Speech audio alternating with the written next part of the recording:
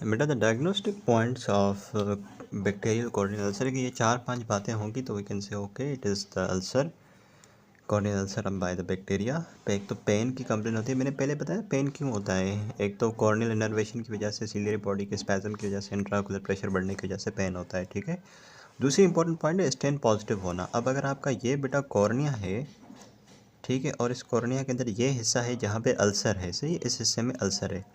जब आप इसको 2% फ्लोरेसेंस डाई देंगे, ये पहले भी मैं बात कर चुका हूँ, तो ये जो अल्सर वाला हिस्सा है ना, इस डाई को उठा लेगा, स्टेन हो जाएगा, और बाकी हिस्सा स्टेन को नहीं उठाता। तो ये एक बहुत इंपॉर्टेंट डायग्नोस्टिक पॉइंट है अल्सर के लिए। ये बाकी नॉर्मल पोर्शन है कॉर्निया का, ये पूरा हेजी होगा, ठीक है, ये पूरा हेजी होगा। अगर आप यहाँ पे भी देखो, ये 2% फ्लोरेसेंट डाई दिया है, ये ग्रीन कलर का, तो इस हिस्से में तो कलर आ गया है, बाकी पीछे जो है वो हेजी कॉर्निया है, इसने कलर नहीं उठाया। जो हेल्दी कॉर्निया ना, हेल्दी कॉर्निया, इसने कलर नहीं उठाया। जो अल्सर वाला हिस्सा है उसी में कलर आया है, ठीक है। बाकी जो हेल्दी कॉर्निया वो हेजी हो गई है ज़रूर, लेकिन स्टेन नहीं उठाती। सिलियरी कंजेशन, लिम्बस के लेवल पे ब्लड वेजल्स जो होती हैं वो कंजेस्ट हो जाती हैं। हाइपोपायन प्रेजेंट हो भी सकता है, नहीं भी हो सकता। अगर आयरिडोसाइक्लाइटिस हुई है बेटा, यानी कि एंटीरियर यूवेइटिस हुई है, तो हाइपोपायन भी मौजूद होगा, वरना नहीं। Now comes the management part of the corneal ulcer, के कॉर्नियल अल्सर को मैनेज कैसे करें। इतना बड़ा बैक्टीरिया ने अल्सर बना दिया है, तो इसके अंदर बेटा just a second, first thing is look, this can be very harmful condition because it can affect the vision, so admit the patient if it is necessary, ठीक है। Most patients are treated out patient, ठीक है। अगर severe infection in non compliance से patient की तो patient को admit करते हैं। पहले तो प्रीडिस्पोजिंग फैक्टर्स को आइडेंटिफाई करें कि आपको पता चले कि किस वजह से ये अल्सर बना है, ताकि कम से कम उन प्रीडिस्पोजिंग फैक्टर्स को तो ख़त्म कर देना मैनेजमेंट पे जाने से पहले। एक तो यह आप देखें कि पेशेंट क्या कॉन्टैक्ट लेंसेज तो नहीं पहनता, क्योंकि आप बाहर से कोई भी चीज़ बॉडी के अंदर डालोगे, चाहे आप यूरेथ्रा में कैथेटर लगाओ, चाहे बेटा आप ईटी ट्यूब पास करो, चाहे आप कोई भी बाहर से इंटरवेंशन करोगे ना, साथ में इन्फेक्शन वो चीज़ लेकर आती है। अब इसी तरीके से आप कॉन्टैक्ट लेंसेज लगाओगे अंदर, बाहर की चीज़ कोई भी अंदर लगा के रखोगे, इन्फेक्शन होता है, केराटाइटिस हो सकती है। तो देखें पेशेंट कॉन्टैक्ट लेंसेज तो यूज़ नहीं करता, जिसकी वजह से कॉर्नियल इन्फ्लेमेशन, केराटाइटिस हुई, फिर अल्सर बन गया। आकुलर ट्रामा की हिस्ट्री तो नहीं है, आकुलर सरफेस डिजीज़ तो कोई नहीं है, ऑर्बिट की डिजीज़ तो नहीं है, सिस्टमिक इम्यूनोसप्रेशन, एड्स वगैरह तो पेशेंट को नहीं है, ठीक है बेटा। अब पहले हम ज़रा इसकी जो रूटीन इन्वेस्टिगेशन है वो जो करते हैं उसको देख लेते हैं बेटा, उसके बाद हम ट्रीटमेंट ऑप्शन पे आएंगे। कुछ बेसलाइंस कराते हैं सबसे पहले बेटा रूटीन के अंदर, CBC ESR, ताकि इन्फ्लेमेटरी स्टेटस पता कर सकें कि कितना है, कितनी सीवियर इन्फ्लेमेशन चल रही है। ब्लड शुगर कराते हैं और यूरिन DR कराते हैं, ठीक है। सिस्टमिक एसोसिएशन होती है ना बेटा, बहुत सारी सिस्टमिक डिजीज़ होती हैं, डायबिटीज़ हो गई, उसके अलावा नेफ्रोपैथीज़ हो गई, तो वो एसोसिएटेड होती हैं कॉर्नियल डिजीज़ के साथ, तो इस वजह से हमें ब्लड शुगर और यूरिन DR भी करनी पड़ती है। ये तो रूटीन में हो गया। पर्टिकुलर माइक्रोबियल इन्वेस्टिगेशंस, जो पता चले कि एग्जैक्टली ये जो केराटाइटिस हो रही है, अल्सर हो रहा है, वो किस बैक्टीरिया की वजह से हो रहा है। तो उसके लिए पहले आपको सैंपल लेना पड़ेगा, फिर उसको आप स्टडी करेंगे, फिर पता चलेगा ना बैक्टीरिया कौन सा है। तो firstly what you do is the material is obtained by the scraping the base and margins of the ulcer. Ulcer जो बना है उसकी बेस, उसकी मार्जिन्स, उसको आप स्क्रैप करें under the topical anaesthesia. Topical anaesthesia दें, किमोरा स्पेचुला या फिर बेंट टिप 20 गाज हाइपोडर्मिक नीडल, सादी ज़ुबान में नीडल इस्तेमाल करके या किमोरा स्पेचुला यूज़ करके स्क्रैप करें, और फिर जो आपको सैंपल मिला है उसको 3 तरीके से आप बेटा प्रोसेस कर सकते हो, या ग्राम स्टेनिंग, जिम्सा स्टेनिंग, ठीक है, for the detection of the bacteria. Culture sensitivity भी कर सकते हैं, और एक होता है 10% पोटेशियम हाइड्रोक्साइड के अंदर उसको डिप कर दें, KOH के अंदर, तो अगर फंगल ग्रोथ होगी तो वो दिख जाएगी। वैसे तो हम बैक्टीरियल अल्सर कर रहे हैं, लेकिन for fungal growth we can dip that sample into the KOH, तो अगर फंगल ग्रोथ होगी तो फंगल हाइफी दिख जाएंगे, वरना बैक्टीरिया तो आपको कल्चर पे और ग्राम स्टेनिंग पे दिख जाती है, ठीक है बच्चों। इस तरीके से एक पेशेंट है बेटा जिसके कॉर्निया में अल्सर है, ठीक है। How to treat the patient, the very first thing is बेटा, इसके कुछ स्टेप्स हैं। पहली चीज़ के इन्फेक्शन को आप कंट्रोल करें सारे एंटीबायोटिक्स वगैरह देके। दूसरी चीज़ है पेन को कम करें। उसके बाद जो है एक कॉम्प्लिकेशन बताई थी मैंने केराटाइटिस की, अल्सर की, डेस्मेटोसील। डेस्मेटोसील क्या होती है, जो पीछे डेस्किमेंट मेम्ब्रेन है वो बल्ज आउट करके बाहर आ जाती है। यानी कि अगर ये आपकी बेटा कॉर्निया है, बताने की ज़रूरत नहीं, पहले बता चुका हूँ, लेकिन फिर भी कॉर्निया है ना, ये इसमें नीचे डेस्किमेंट मेम्ब्रेन जो होती है ना वो यूँ बल्ज करके बाहर की तरफ आती है, तो पूरा आई बॉल बाहर की तरफ निकला हुआ लगता है।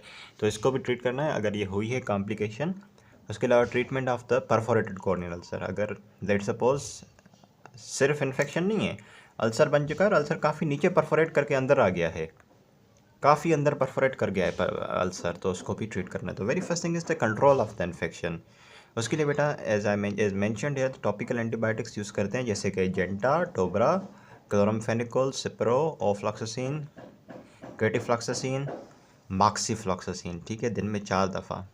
सही है। टॉपिकल ड्रॉप्स डालते हैं इसके दिन में। ड्रॉप्स अमूमन दिन में डालते हैं, ऑइंटमेंट अमूमन हम रात में डाल के सोते हैं। ज़रूर नहीं है कि आप एंटीबायोटिक के ड्रॉप के साथ ऑइंटमेंट भी यूज़ करते हैं। एंटीबायोटिक ड्रॉप जो होते हैं दिन में डालते हैं बेटा, जो ऑइंटमेंट होता है वो रात में डाल के सो जाते हैं आँखों के अंदर। पॉलीफेक्स हो गया, टोबरा हो गया, सिप्रो हो गया, मॉक्सी हो गया रात के टाइम पे बेड टाइम पे आँखों में डाल के सो जाते हैं। उसके अलावा बेटा अब ये तो टॉपिकल ट्रीटमेंट हो गया ना आपका, या तो ड्रॉप्स या तो साथ में ऑइंटमेंट दे, दिन में ड्रॉप्स डालते हैं, रात में ऑइंटमेंट डाल के सोते हैं। बाकी इंजेक्शन सब कंजक्टाइवल रीजन में किस चीज़ का, एंटीबायोटिक का 0.5 ml एंटीबायोटिक, कौन सा, जेंटा हो गया, सब कंजक्टाइवल स्पेस में लिम्बस के करीब इंजेक्शन डाल देते हैं ताकि डायरेक्ट एंटीबायोटिक जाके कॉर्निया में जाए और माइक्रो ऑर्गेनिज्म को किल कर दे। उसके अलावा systemic antibiotics usually not required, क्योंकि कॉर्निया एज एवास्कुलर स्ट्रक्चर, अगर आप सिस्टम में देते भी हो एंटीबायोटिक तो वो कॉर्निया पर नहीं पहुंच पाएगी, क्योंकि कॉर्निया में ब्लड सप्लाई नहीं है। अगर पहुंचती भी है तो बहुत कम कंसंट्रेशन में पहुंच पाती है। ठीक है, एंटीबायोटिक रीच करती है। However, the systemic antibiotics may be used when the ulcer is near the limbus and causes scleral extension। कहने का मकसद ये बेटा, अगर ये आपका कॉर्निया है, ठीक है, और ये स्क्लेरा मौजूद है, ये आपको पता है लिम्बस होता है, और अगर फर्ज करें जो अल्सर है ना वो लिम्बस के करीब है, तो फिर आप सिस्टमिक एंटीबायोटिक देते हो। क्यों? क्योंकि आपको पता है लिम्बस के रीजन में काफ़ी अच्छा ब्लड सप्लाई होता है। तो अगर आपका अल्सर लिम्बस के करीब है, या फिर अल्सर आपका लिम्बस के करीब और आगे स्क्लेरा को भी इन्वॉल्व कर रहा है अल्सर, तो फिर तो सिस्टमिक एंटीबायोटिक बहुत अच्छी होंगी, क्योंकि कॉर्निया में नहीं है वस्कुलरिटी, लेकिन लिम्बस पे तो अच्छी खासी वस्कुलरिटी है ना, तो वहाँ पे एंटीबायोटिक आएगी। और ये जो अल्सर है आपका, या तो जो लिम्बस के करीब मौजूद है या फिर स्क्लेरा को भी इन्वॉल्व कर रहा है, तो उस केस में सिस्टमिक एंटीबायोटिक बड़ी अच्छे से काम करेंगे। या फिर ulcer is perforated and there is danger of endophthalmitis. अगर परफोरेटेड अल्सर है और आपको ख़तरा है कि पूरी आई की इन्फ्लेमेशन हो जाएगी अंदर से, तो उस केस में सिस्टमिक एंटीबायोटिक भी यूज़ करते हैं। तो ये तो पहली चीज़ होगी बेटा, इन्फेक्शन को कंट्रोल करते हैं, बैक्टीरिया को रोकते हैं कि भाई रुक जाओ, मज़ीद तबाही ना करो। Then comes the relief of the pain. बहुत पेनफुल कंडीशन होती है, बताया भी है मैंने। पेन को रिलीज़ करने के लिए बताता हूँ, लेकिन पहले पेन हो क्यों रहा है ये मैंने पहले भी बताया था। एक तो आपको पता है cornea is densely innervated tissue in the body, तो अब इन्फ्लेमेशन होगी कॉर्निया के अंदर, तो there will be irritation of the nerve endings in the ulcerated area. ये बड़ी वजह होती है पेन की। ठीक है, pain can also be due to the spasm of the ciliary body, pain can be due to the raised intraocular pressure. मैंने ये तीनों बातें बताई थी, ठीक है, कि पेन क्यों होता है। एक तो सीलियरी स्पैजम की वजह से नर्व एंडिंग्स इरिटेट होती हैं, और तीसरा पीछे इंट्राओकुलर प्रेशर बढ़ता है। मैंने बताया भी था कि सेकेंडरी ग्लाउकोमा होता है। पेन को रिलीव करने के लिए आप क्या देते हो बेटा, पेशेंट को साइक्लोप्लेजिक, जो पेन को रिलीव करती हैं, जैसे कि एट्रोपिन 1% के ड्रॉप डाल देते हैं आंखों के अंदर। It relieves the pain by relieving the spasm of the ciliary body. It also prevent the posterior synechiae formation by dilating the pupil, and it decreases the exudate formation. समझ आई बात? ये साइक्लोप्लेजिक्स एट्रोपिन कैसे पेन को कम करता है, नहीं समझ आया? मैं बताता हूँ। एक तो पेन की वजह थी सीलियरी स्पैजम, वो तो इसने ख़त्म कर दिया ना सीलियरी स्पैजम, तो पेन रिलीफ हो गया। दूसरी बात पता है क्या होती है, मैं आपको बताता हूँ। देखिए आपको मैं बताऊँ बेटा कि ये जो है ना, ये आयरिस है और ये आपका लेंस है फ़र्ज़ करें, तो ये आयरिस है, यहाँ पे इक्वोस्यूमर ड्रेन होता है, ठीक है। लेकिन कुछ यूँ होता है कि एक्सुडेट जमा होने की वजह से ये आयरिस के ऊपर प्रेशर पड़ता है और आयरिस जो है जाके इस एंगल के साथ चिपक जाता है। आप खुद सोचो ना बेटा, अगर ये आयरिस है, नीचे से एक्सुडेट बन रहा है और ये एक्सुडेट जाके इसके ऊपर प्रेशर डालेगा।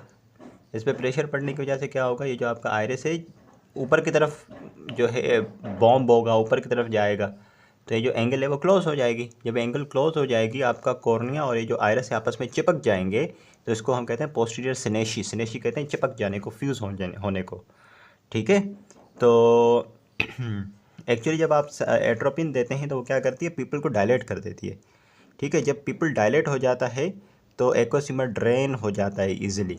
और ये जो अब मैं आपको समझाता हूँ, देखें एक्चुअली क्या होता है, अब इसको थोड़ा पेज पे समझाता। एक्चुअली क्या होता बेटा कि अगर आप फ़र्ज़ करें ये आपका कॉर्निया है, सही है, ये स्क्लेरा है, ये स्क्लेरा है। ठीक है, ये हो गया आपका आयरिस इस तरफ से, ये हो गया आपका आयरिस इस तरफ से, और ये रहा आपका लेंस। सही है। एक्चुअली क्या होता है बेटा कि ये जो एरिया है ना, इसको हम पीपल कहते हैं, ये जो बीच में अपर्चर है। जब आप एट्रोपिन देते हो ना, तो एट्रोपिन देने से क्या होता है, ये पीपल डायलेट हो जाता है। जब डायलेट हो जाता है तो एक्वोसिमर को अच्छा रास्ता मिल जाता है ड्रेन होने का। एक्चुअली क्या होता है बेटा, जब आपका केराटाइटिस और अल्सर चल रहा था एक्सुडेट की वजह से, ये जो असल में पोस्टीरियर सिनेशी क्या है, ये जो आयरिस है ना और ये कॉर्निया है, इस कॉर्निया और आयरिस के बीच में जो एंगल होता है, यहाँ पे आपका एक्वोसिमर ड्रेन होता है। जब ये आयरिस और कॉर्निया आपस में फ्यूज़ हो जाएं, कुछ इस तरीके से आयरिस ऊपर आ जाए और इसके फ्यूज़ कर दे बिल्कुल, तो क्या होगा, ये आपस में चिपक जाएंगे। इसको हम पोस्टीरियर सिनेशी कहते हैं। इसको हम क्या कहते हैं, पोस्टीरियर सिनेशी कहते हैं। ये क्यों होता है, जब नीचे एक्सुडेट बनता है या फिर अगर एक्वोसिमर होता है तो नीचे से प्रेशर डालता है आयरिस के ऊपर, आयरिस ऊपर उठता जाता है और ये उठ के कुछ यूँ ऊपर आ जाता है आयरिस नीचे से प्रेशर की वजह से, और ये आपस में एंगल जो है क्लोज हो जाता है। इसको हम पोस्टीरियर सिनेशी कहते हैं। जब आप एट्रोपिन देते हो तो ये पीपल डायलेट हो जाता है, खुल जाता है, आयरिस यहाँ से अलग होता है। अलग होने की वजह से एंगल ओपन होती है और ये एक्वोसिमर ड्रेन होता है, तो इंट्राऑक्यूलर प्रेशर कम होता है, जिसकी वजह से पेन भी कम होता है। ठीक है, एक बार दोबारा देख लेना, समझ आ जाएगा। और तीसरी चीज़ बेटा, एक्सुडेट कम से कम बनता है एट्रोपिन देने से, तो जितना कम एक्सुडेट बनेगा उतना कम नर्व एंडिंग्स इरिटेट होंगी, उतना कम पेन होगा। तो ये आपने एट्रोपिन दिया बेटा। ठीक है, साइक्लोप्लेजिक जो था। एनाल्जेसिक दे सकते हो, जैसे कि आपकी वही नेप्रोक्सन, डाइक्लोफेनिक, औरली भी दे सकते हो, इंजेक्शन के फॉर्म में दे सकते हैं। एंटी ग्लाउकोमा ड्रग्स देते हैं, कि आपको पता है बेटा जो कॉर्नियल अल्सर है उसके अंदर सेकेंडरी ग्लाउकोमा होता है, तो एंटी ग्लाउकोमा ड्रग्स जो हैं, जैसे कि बीटा ब्लॉकर्स, कार्बोनिक एनाहाइड्रेस इनहिबिटर्स वगैरह देते हैं। लेकिन एक तरह की ड्रग्स होती हैं, एंटी ग्लाउकोमा ड्रग्स होती हैं, एक जिनको हम कहते हैं miotic drugs. They are never used in case of the corneal ulcer to relieve the glaucoma, because myotics they cause the ciliary spasm and increase the capillary permeability। आपको समझ आई बात मैं क्या कहना चाह रहा हूँ? देखो पेन किस वजह से हो रहा है, इंक्रीज इंट्राऑक्यूलर प्रेशर की वजह से। एक ये बात थी ना।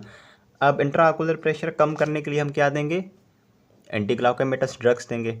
एंटी ग्लाउकोमेटस ड्रग्स कौन सी, बीटा ब्लॉकर देंगे, कार्बोनिक एनाहाइड्रेस इनहिबिटर देंगे। एक और एंटी ग्लाउकोमेटस ड्रग है मायोटिक, ये क्यों नहीं देते, ये भी तो एंटी ग्लाउकोमेटस ड्रग है। कॉर्नियल अल्सर के अंदर ग्लाउकोमा हो रहा है ना, तो मायोटिक क्यों नहीं दे रहे। मायोटिक इसलिए नहीं दे रहे क्योंकि मायोटिक्स का एक मसला है, वो सिलियरी स्पैज़म कराती है। मायोटिक देने से इंट्राऑक्यूलर प्रेशर तो कम हो जाएगा, लेकिन सिलियरी स्पैज़म बढ़ जाएगा। सिलियरी स्पैज़म बढ़ेगा तो दर्द और बढ़ जाएगा, पेन और बढ़ जाएगा। और मायोटिक्स देने से कैपिलरी परमेबिलिटी भी बढ़ जाती है। कैपिलरी परमेबिलिटी बढ़ेगी, एक्सुडेट ज़्यादा बनेगा, जितना ज़्यादा एक्सुडेट बनेगा उतनी ज़्यादा नर्व एंडिंग इरिटेट होंगी और उतना ज़्यादा पेन होगा। तो मायोटिक्स देने से भले इंट्राऑक्यूलर प्रेशर तो कम हो रहा था, लेकिन दो और मसले हो रहे थे जिसकी वजह से पेन होता है। इस वजह से हम नहीं यूज़ करते। पेन को रिलीफ करने के साथ तीसरी चीज़ है बेटा, ट्रीटमेंट ऑफ द डेस्मेटोसील। जो डेस्मेंट मेम्ब्रेन बाहर उभर सी रही है, निकल रही है, उसको ट्रीट करना। When the treatment when the stroma of the cornea is destroyed, Descemet membrane जो है एक्सपोज हो जाती है और बाहर हर्निएट आउट करती है, बल्ज करती है। ठीक है, एक कहने का मकसद ये है बेटा, अगर आपकी ये ऊपर एपिथेलियम थी, ठीक है, उसके नीचे थी बॉमेंस लेयर, उसके नीचे ये पूरा स्ट्रोमा था, स्ट्रोमा के नीचे डेस्किमेंट मेम्ब्रेन थी, फिर थी आपकी एंडोथेलियम। सही, अगर इस स्ट्रोमा के अंदर डैमेज हो जाए या टीयर आ जाए इन्फ्लेमेशन की वजह से, अल्सर की वजह से, तो ये डेस्किमेंट मेम्ब्रेन जो मौजूद है ना बेटा इसके नीचे, ये वाली, ये डेस्किमेंट मेम्ब्रेन यहाँ से बल्ज आउट करेगी बाहर की तरफ। सही, तो इसको हम डेस्मेटोसील कहते हैं। इस चीज़ को हमने रोकना है, सही करना है। तो एक्चुअली क्या होता है बच्चों, या बताया ना बेटा, when the stroma of the cornea is destroyed, तो डेस्किमेंट मेम्ब्रेन एक्सपोज हो जाती है, फिर बाहर की तरफ हर्निएट आउट करती है, उसको हम कहते हैं डेस्मेटोसील। अच्छा, अगर आपकी डेस्मेटोसील रप्चर हो गई तो अल्सर परफोरेट कर जाएगा, और फिर जो परफोरेटेड अल्सर होता है उसके लिए फॉलोइंग ट्रीटमेंट है। अब इसका क्या मतलब है मैं आपको समझाता हूँ। देखो, अगर कुछ यूँ हो बेटा कि अब मैंने बताया ना कि स्ट्रोमा के अंदर टीयर आ गया, स्ट्रोमा वीक हो गई है जिसकी वजह से प्रॉब्लम हो रही है। अब एक काम करते हैं, ओके, ये देखो, ये आपकी है लेट सपोज ऊपर दोबारा एपिथेलियम, ये है बॉमेंस लेयर, ये पूरा स्ट्रोमा जो कि वीक था, डैमेज था, तो नीचे से ये आपकी डेस्मेटोसील बाहर हर्निएट कर गई। ठीक है, अगर ये डेस्मेटोसील रप्चर हो गई मतलब ये ऊपर तक खुल गई ऐसे करके, तो ये जो अल्सर, ये पूरा परफोरेटेड अल्सर बन जाएगा ऊपर से नीचे तक। अब समझ आई बात? स्ट्रोमा वीक था जिसकी वजह से डेस्मेटोसील बाहर आई, हर्निएट हुई, लेकिन अगर ये ऊपर जाके डेस्मेटोसील रप्चर कर जाए, खुल जाए इसके दोनों साइड, तो क्या होगा, ये बीच में पूरा एक परफोरेटेड अल्सर बन जाएगा ना जो ऊपर से नीचे खुला हुआ होगा। अब इस परफोरेटेड अल्सर को कैसे ठीक कर सकते हैं? इसको ठीक करने के लिए मेडिकल मैनेजमेंट में हम पहली बात तो एंटी ग्लाइकोमेटस ड्रग्स यूज़ करते हैं। क्यों? क्योंकि प्रेशर कम हो, और क्योंकि देखो ना बेटा, आप यहाँ से पूरा परफोरेटेड अल्सर बन गया, ये बाहर एनवायरनमेंट है, ठीक है, और ये आगे जो है एंटीरियर चेम्बर है आई का, ऐसा ही होता है ना, कॉर्निया के पीछे एंटीरियर चेम्बर होगा आई का। तो इस केस के अंदर सबसे पहले तो हम एंटी ग्लाइकोमेटस ड्रग देंगे ताकि इंट्राओकुलर प्रेशर कम हो और जो आपका एक्वस ह्यूमर है वहाँ यहाँ से लॉस ना हो। ठीक है, दूसरा प्रेशर बैंडेज लगाते हैं आई के ऊपर ताकि मैकेनिकल सपोर्ट मिले। कॉन्टैक्ट लेंस लगाते हैं to provide the mechanical support obviously. Straining factors are avoided जैसे कि कफिंग, स्नीजिंग, स्टूल पास करते वक्त कफिंग, क्योंकि उससे क्या होगा, अल्सर परफोरेटेड है, एक्वस ह्यूमर का प्रेशर बढ़ेगा, यहाँ से फ्लूइड लीक कर सकता है एक्वस ह्यूमर, और वो बड़ी परेशानी वाली बात हो सकती है। कंजक्टाइवल फ्लैप लगाते हैं ऊपर से in addition to providing the mechanical support. Conjunctival flaps लगाने से क्या होगा, it promotes the healing of the perforated ulcer by providing the extra nutrients, and antibiotics भी हम डालते हैं एट द अल्सरेटिव एरिया ताकि मज़ीद यहाँ पे बैक्टीरियल ग्रोथ ना हो। समझ आ रहा है बेटा क्या चल रहा है? डेस्कीमेंट मेम्ब्रेन ऊपर गई, रप्चर हुई, इससे क्या हुआ, एक अल्सर बिल्कुल परफोरेटेड अल्सर बन गया, ऊपर से नीचे तक पूरा परफोरेटेड अल्सर है। अब सबसे बड़ा प्रॉब्लम क्या था इसके अंदर कि एक्वस ह्यूमर जो है यहाँ से लीक हो सकता था। हमने एंटी ग्लाइकोमेटस ड्रग दी, प्रेशर कम किया, ठीक है, ताकि ये एक्वस ह्यूमर यहाँ से लीक ना हो। हमने दूसरा क्या किया, प्रेशर बैंडेज लगा दी यहाँ पे ताकि ये अल्सर की ओपनिंग बंद हो, ठीक है, कॉन्टैक्ट लेंसेज लगा दिए, और सबसे इंपॉर्टेंट बात कि पेशेंट को स्ट्रेनिंग एक्टिविटीज़ से मना करना है, कफिंग, स्नीजिंग या अवॉइड करनी है, क्योंकि अगर ये स्ट्रेनिंग एक्टिविटीज़ करेंगे इंट्राओकुलर प्रेशर बढ़ेगा, एक्वस ह्यूमर यहाँ से लीक कर सकता है। उसके अलावा ऊपर कंजक्टाइवल फ्लैप लगा देंगे ताकि ये हील हो सके जो परफोरेटेड अल्सर है। और ये जो परफोरेटेड एरिया है अगर बिल्कुल भी ठीक नहीं हो रहा ये सब करने से, तो फिर हम एक ट्रांसप्लांट लगा देते हैं ऊपर एमनियोटिक मेम्ब्रेन का, जो कि इसको सील कर देता है, बंद कर देता है ऊपर से, ठीक है, is very useful. It contains the multiple growth factors and helps to promote the tissue repair. ऊपर आप एमनियोटिक मेम्ब्रेन का ट्रांसप्लांट लगा देंगे, ये जो परफोरेटेड एरिया है, जो सुराख सा बन गया है, वो बंद हो जाएगा। ठीक है, अगर एमनियोटिक मेम्ब्रेन नहीं तो फिर आपके पास थेराप्यूटिक कॉर्नियल ग्राफ्ट भी आते हैं। एक कॉर्निया का ग्राफ्ट आता है, वो उठा के ग्राफ्ट जो है आप यहाँ पे लगाते हैं, उसको सील कर दें, बंद कर दें, ठीक है। उसके अलावा अच्छा, एक होता है थेराप्यूटिक कॉर्नियल ग्राफ्ट, एक होता है partial thickness graft. It contain the anterior layers of the cornea, can be done to repair the descemetocele. कहने का मतलब ये है बेटा कि इन दोनों में फ़र्क ये है, जो थेराप्यूटिक कॉर्नियल ग्राफ्ट होता है वो पूरा थिक ग्राफ्ट होता है, पूरी कॉर्निया होती है उसके अंदर, तो फिर यहाँ पे हम लगा देते हैं। लेकिन जो पार्शियल थिकनेस ग्राफ्ट होता है वो भी है तो कॉर्निया का ही ग्राफ्ट, लेकिन उसके अंदर पूरी कॉर्निया नहीं होती, जो आगे वाली लेयर्स होती है ना कॉर्निया की, वो होती हैं, एपिथेलियम हो गई, बॉमेंस लेयर हो गई, थोड़ा सा स्ट्रोमा हो गया, तो वो हम यहाँ पे लगा सकते हैं। डिपेंड करता है कि कितना बड़ा अल्सर है, कितनी बड़ी परफोरेशन है। तो समझ आ रहा है बेटा, हमने प्रेशर को कम करने के लिए एंटी ग्लाइकोमेटस ड्रग्स दी, प्रेशर बैंडेज लगा दी, कंजक्टाइवल फ्लैप लगा दिया, और क्या किया, स्ट्रेनिंग एक्टिविटीज़ से मना किया। एमनियोटिक मेम्ब्रेन का आप ट्रांसप्लांट लगा सकते हैं इस परफोरेशन को बंद करने के लिए। कॉर्निया का ग्राफ्ट लगा सकते हैं, एक होता है थेराप्यूटिक कॉर्नियल ग्राफ्ट, एक होता है पार्शियल थिकनेस ग्राफ्ट, जो कि होता तो कॉर्निया ही है लेकिन उसकी थिकनेस कम होती है क्योंकि उसमें शुरू की 2-3 लेयर्स होती हैं, ठीक है। अब ज़रा आगे चलते हैं, तो इसमें राइट,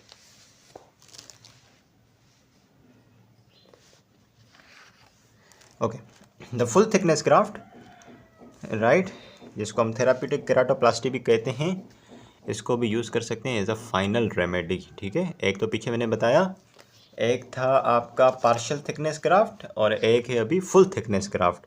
पार्शियल थिकनेस ग्राफ्ट जो होगा, जाहिर सी बात है बेटा, उसके अंदर कॉर्निया की पूरी लेयर्स नहीं होंगी, शुरू एंटीरियर लेयर्स जो होती हैं वो होंगी, एपिथेलियम बोमेंस लेयर। जो फुल थिकनेस ग्राफ्ट होगा उसके अंदर सारी लेयर्स होंगी, वो हम यूज़ करके आपकी जो डेस्मेटोसील है, जो रप्चर है, उसको सही कर सकते हैं। ठीक है बच्चों, इस तरीके से कुछ और चीज़ें इसके अंदर ऐड कर दो, जैसे कि ये कंटिन्यूस वही ट्रीटमेंट है बेटा, इसमें परेशान ना होना। अच्छा, intensive fortified topical antibiotic 1% atropine drop. अब ये जो हिस्सा है ना, अब आपने पीछे देखा हमने क्या क्या किया इसमें कंजक्टिवल फ्लैप लगा सकते हैं, इसमें आप एमनियोटिक मेम्ब्रेन का ट्रांसप्लांट लगा सकते हैं, पार्शियल कॉर्नियल ग्राफ्ट लगा सकते हो, फुल थिकनेस कॉर्नियल ग्राफ्ट लगा सकते हो।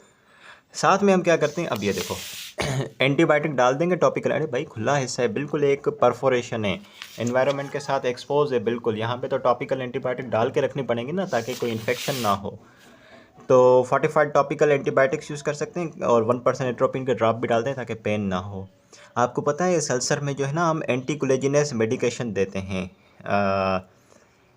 सिस्टमेटिकली देते हैं, जैसे कि टेट्रासाइक्लिन, ताकि कोलेजिन। देखो अब यहाँ पे जो बेटा परफोरेटेड एरिया है, आप क्या चाहोगे, यहाँ पे कोलेजिन डिपॉजिट हो और ये एरिया सील हो जाए, या फिर कोलेजिन डिपॉजिट ना हो? आप चाहोगे ना कि कोलेजिन जमा हो, और कोलेजिन के जमा होने के लिए आप क्या चाहोगे, कोलेजिनेस की एक्टिविटी हाई हो या लो हो? कोलेजिनेस की एक्टिविटी जितनी कम होगी कोलेजिन उतना कम टूटेगा, कोलेजिनेस जितना कम होगा, देखो ना, कोलेजिनेस एंजाइम क्या करता है, कोलेजिन को तोड़ता है, इसको कम करोगे तो कोलेजिन बढ़ेगा ना। ठीक है, तो आप क्या करते हो, पेशेंट को एंटी कोलेजिनेस देते हो, तो कोलेजिन की प्रोडक्शन बढ़ती है और यहाँ पे कोलेजिन जमा होता है और ये अल्सर का एरिया हील होता है। ठीक है बेटा, एक तो आपने एंटीबायोटिक डाल दी, एंटी कोलेजिनेस दे दी जैसे कि टेट्रासाइक्लिन, उसके अलावा प्रेशर पैड एंड बैंडेज ताकि परफोरेटेड एरिया को सील कर सकें, बैंडेज कॉन्टैक्ट लेंसेज लगाते हैं, वही जो पीछे बात हुई थी, टिश्यू एडहेसिव्स ग्लू जैसे कि साइनो क्राइलेट वगैरह, साइनो एक्राइलेट यूज़ कर सकते हैं। ये टिश्यू एडहेसिव होते हैं, खास करके जब आप ग्राफ्ट लगाते हो ना, यहाँ पे इस परफोरेटेड एरिया में कॉर्निया का ग्राफ्ट या एमनियोटिक ट्रांसप्लांट, तो आप साथ में एडहेसिव भी डालते हो ताकि टिश्यू जो है आपस में अडेयर हो जाए और ये परफोरेशन बंद हो जाए, ग्लू हो जाए दरअसल टिश्यू आपस में। ठीक है बच्चों, इस तरीके से। और कंजक्टिवल फ्लैप की बात पीछे हो गई, एमनियोटिक मेम्ब्रेन का ट्रांसप्लांट लगा सकते हैं, वही पीछे वाली बात, small piece of amniotic membrane लेते हैं, जो गैप है, जो परफोरेशन है, इसको फिल करते हैं, और उसके ऊपर एक बड़ा पेज लगा देते हैं ताकि वो पूरा एरिया सील हो जाए, कवर हो जाए। फुल थिकनेस ग्राफ्ट भी यूज़ कर सकते हैं, फुल थिकनेस ग्राफ्ट इसको हम थेरापीटिक केराटोप्लास्टी कहते हैं, इट्स अ फाइनल रेमेडी। ठीक है, इस तरीके से बेटा, तो ये डिफरेंट तरीके हैं जो मैंने आपको बताया, जिसके तरीके से आप परफोरेटेड कॉर्नियल अल्सर को ठीक कर सकते हैं। सही है बच्चों। अच्छा, अब treatment of non healing corneal ulcer. मैं बताता हूँ बेटा, अगर नॉन हीलिंग कॉर्नियल अल्सर है, हील नहीं हो रहा, परफोरेशन है इतनी बड़ी परफोरेशन है बेटा, ओपन एरिया है, लेकिन वो हील नहीं कर रहा इतनी सारी रेमेडीज़ करने के बावजूद भी, तो ट्रीटमेंट ऑप्शंस बेटा, if the ulcer is not healing, so 4 to 5 you have to keep in your mind the conjunctival flap we can apply over the ulcer। टार्सोरेफी कर सकते हैं जिसमें बेटा आईलिड्स को हम सूचर कर देते हैं, आईलिड्स से सूचर कर देंगे तो फिर तो real I mean it's really good, अंदर कॉर्निया तो वैसे ही छुप जाएगा। अम्बिलिकल कॉर्ड का सीरम या फिर autologous serum can be really helpful, जिससे आप जो है ये अल्सर की हीलिंग को प्रमोट करता है। इसके अलावा एमनियोटिक मेम्ब्रेन का ट्रांसप्लांट पीछे बात हो चुकी है, थेरापीटिक केराटोप्लास्टी की पीछे बात हो चुकी है। अच्छा, अब इसकी कॉम्प्लिकेशंस पे जाने से पहले एक स्टेरॉइड का हमने ट्रीटमेंट बात की थी कि स्टेरॉइड की थेरापी पर भी रख सकते हैं पेशेंट को, और ऊपर से प्रेशर पैड और बैंडेज भी लगाते हैं। लेकिन जहाँ तक पैड की बात है ना, तो अगर अल्सर पायोजेनिक है, पस प्रोड्यूसिंग है, इन्फेक्शन एक्टिव है, तो पैड तो कभी इस्तेमाल नहीं करेंगे, क्योंकि पैड जो है मज़ीद इन्फेक्शन को ख़राब कर देगा। क्योंकि actually look, pad is not applied to pyogenic ulcer because it provides warm atmosphere and promotes the growth of the bacteria, right? But if it is non infective ulcer, perforating ulcer, तो फिर pad is going to be really good. ठीक है, what about steroid therapy? Steroid therapy का potential benefit क्या है कि stromal necrosis को रोकता है, स्कैरिंग को रोकता है, वाउंड हीलिंग को, ये तो फ़ायदे इसके ये हो गए, इस स्ट्रोमल नेक्रोसिस को रोकता है और स्कैरिंग को कम करता है। लेकिन इसके प्रॉब्लम्स जो हैं वो परफोरेशन के रिस्क को बढ़ा देता है, प्रोलॉन्ग द इन्फेक्शन कर देता है, तो इसलिए इसको हम इन्फेक्टेड कॉर्नियल अल्सर्स पे यूज़ नहीं करते। ठीक है बेटा, अब ये मैनेजमेंट समझने के बाद now comes the complications of the corneal ulcer.